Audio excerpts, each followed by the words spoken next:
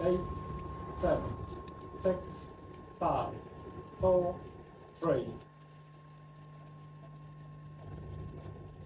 There were only 705 survivors. Few of them, of course, are still alive today, but amongst them is Major Frank Prentice from Bournemouth. Now, Major, you worked in the purser's office of the ship. You were only 18 at the time, and you were in your cabin here in the midships of the Titanic when the collision occurred. Now, what was the first you knew of the disaster? Well, we came to a sudden stop. That's the first I knew about it. And it was just like jamming your brakes on a car. There was no impact, no great impact. You couldn't feel. It was just a bit of a shudder, and she stopped.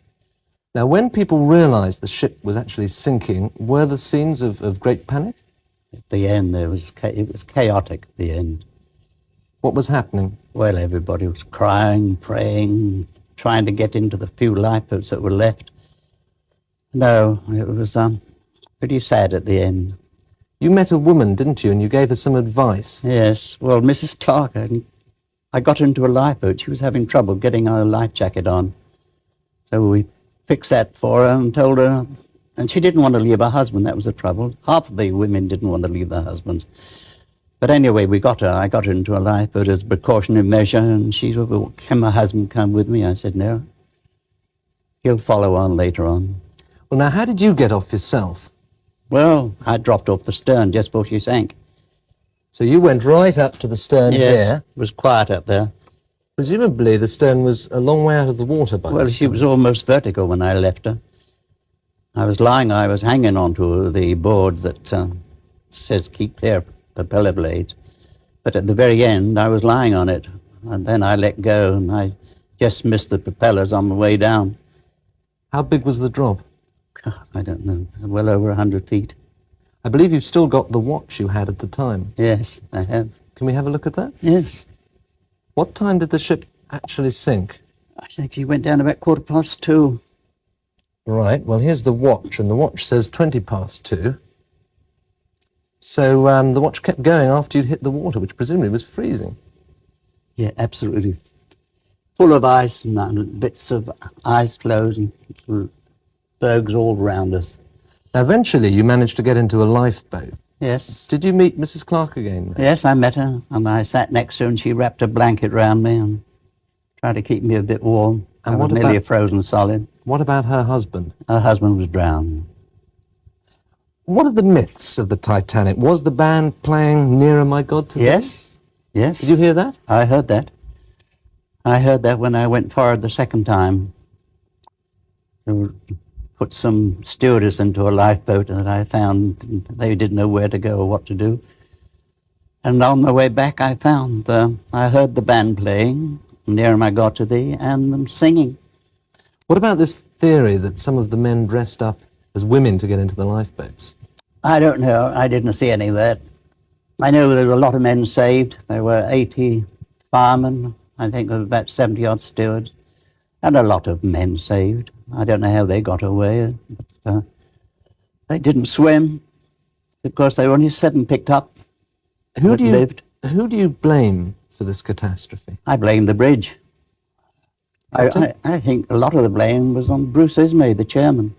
He was the chairman of the shipping line. He was the chairman of the shipping line. I'm very much afraid he influenced Captain Smith so much that we went straight for the ice. There was no question about it. We were absolutely thrown away. That ship was thrown away. Why, though? Why? For the sake of speed. We shouldn't have been anywhere near there because we had warnings that there was ice, and there was ice all over the place. We had it from ships and shore. And we went straight ahead as if there was nothing there in our way. Does the memory of that night still haunt you now? Well, tonight I shall think a lot about it. Can't help it, can you? Did you think at any stage you were going to die? I didn't give it a thought when I was on the ship. I didn't give it a thought when I dropped in the water, but I gave it a long thought when I was on my own and everybody else seemed to be dead round me. And then I thought I was going to die. But I had a life jacket on, and I had another one tucked under me and a cushion, and I was just paddling towards where I saw the lifeboats, we sent up rockets from the bridge, and I could see where the lifeboats there were. I was on the poop, and I had a very good view. What a dreadful scene that must have been, Major Prentice. Thank you very much for joining us. Thank you. 9, How are you? So, those of you who don't know me, I've been down the rabbit hole for about 15 years now. It started when I was 21, and it's only gotten pretty much deeper and deeper since I've been researching. I found another link with the Balenciaga scandal. Now, those of you who don't know me, I've read the Talmud, the Torah, the Quran. Just like everybody else. I was called in and asked to solve this problem, this timeline contraction problem. And I eventually did my due diligence and did all the investigating and basically only had one piece of information, and that was reinforcement. The computer's right. The timelines will contract down to some inevitable thing. There is an inevitable event. It's been forecast, it's been predicted, it's been fed to us in a slop trough of what they want us to believe will happen. They don't actually have control over what happens. They only have control over the reaction, and it seems that no matter what they try to do to cause their desired reaction, it's going to have an opposite effect. Much, much easier for me to explain today what that process is as opposed to back then. If I had to give it a name, I would say it's the awakening process.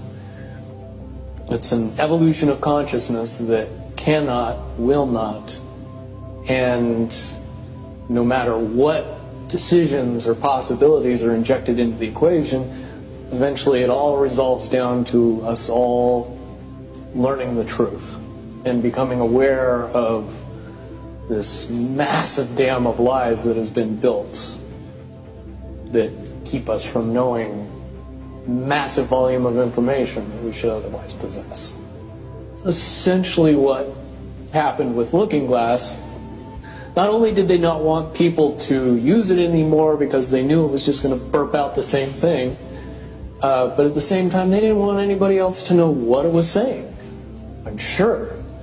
Because that information was a monumental concern when I was in the military about how to prevent this inevitability. Now, at first I thought it was end of the world.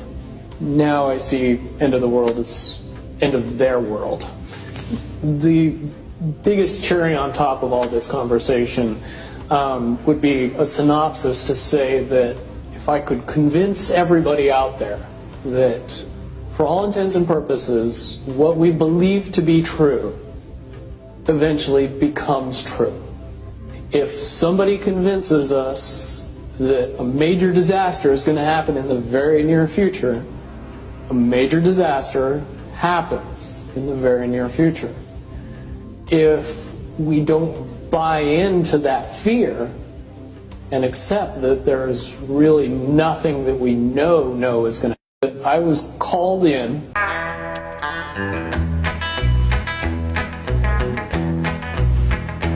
Oh, that label man said, son, now can you sing a little bit more clear? Said your voice might be too country next to what they've been here. Can you sing a little more about outlaws and the way things used to be? Said you just worry about writing them songs.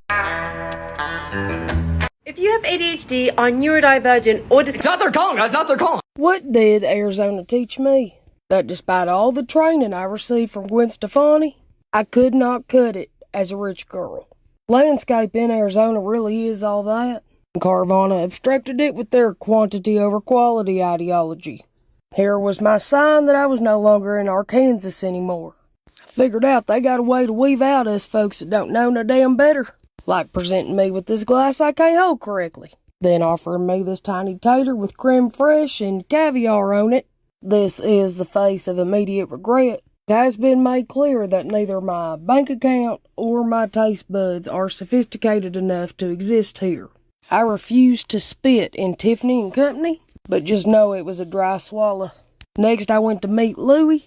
At this point my ego was only a little bruised, till I seen the fingerprints of all the other folks looking for a price tag, which apparently ain't a thing. Maybe rich people just say, I want it, here's the monies, I don't know. Did y'all know Cap 1 gets you in debt and feed you? So I just stopped walking in the fancy stores. It's expensive to breathe in there. Felt like I needed to hit my inhaler every time they said, can I help you? Crate and barrel? Yeah. I'm more like cardboard box and bucket. They tried to trick me. It's a Dillard's next to Dior. Finally, there was a Western store. I got nothing. I got to experience Dutch Bros and Costco in the same day. I was thinking these are the two things in my tax bracket. But then there was Big Squishmallows.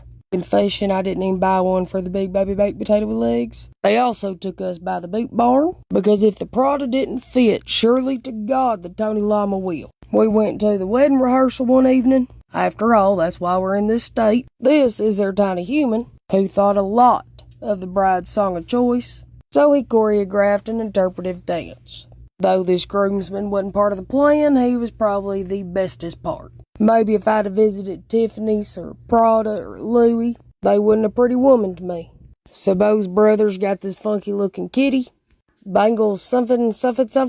He has been training extra hard for the day that somebody finally accidentally leaves the screen door cracked. And there ain't no supervision, 'cause he's gonna get that damn moth now. We did FaceTime the potatoes. For me, their fire pit was another highlight. That in combination to this.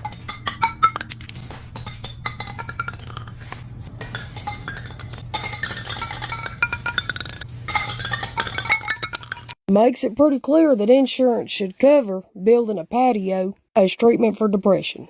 Back home now, I'm neglecting putting my things away. But I did put my favorite new picture in this here frame. I know, I got a terrible habit of giving all my attention to the wrong shit all the time. But there's always somebody around to herd me back on track. What did Arizona teach me? That